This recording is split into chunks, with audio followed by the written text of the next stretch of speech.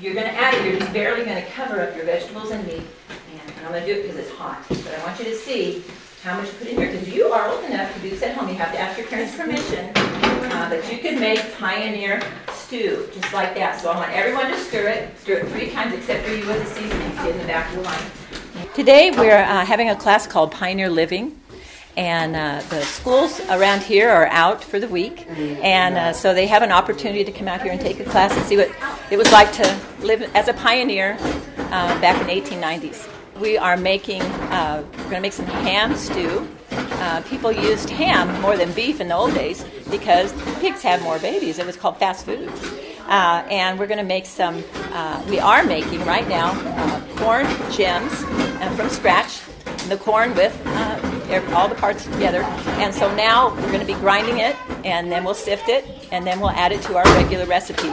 We're making corncob jelly out of the cobs. So you cook the cobs for 30 minutes, and then you drain them and strain it, and then you add 3 cups of corncob water, 4 cups of sugar, a lot of sugar, a little bit of pectin, which would have been ground up hog hooves, and then that thickens it, and then we have corncob jelly to put on our corn gems. We do this from January, February, March, through the first week of April. Oh, I love it. I love it.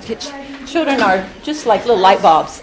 They come out here and they don't know what to expect, and they find out that their great-great-grandparents live like this. They light up, and they just try to learn as much as they can, and they go home and they tell it all. I love it. I think it's really cool because we're learning about what it was like in the olden days, like 1890 and stuff like that. I think the hardest part is that there was like no electricity, so then like there was no, you had to use like candles and stuff. And like the stove, it's not like plugged in and it gets hot. So I think it was kind of hard to keep it going, like because you sometimes forget to put fuel in it and then it gets cold.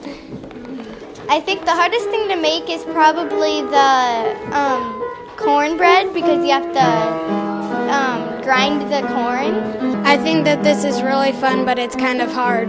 Grinding the corn because it takes a lot of muscle.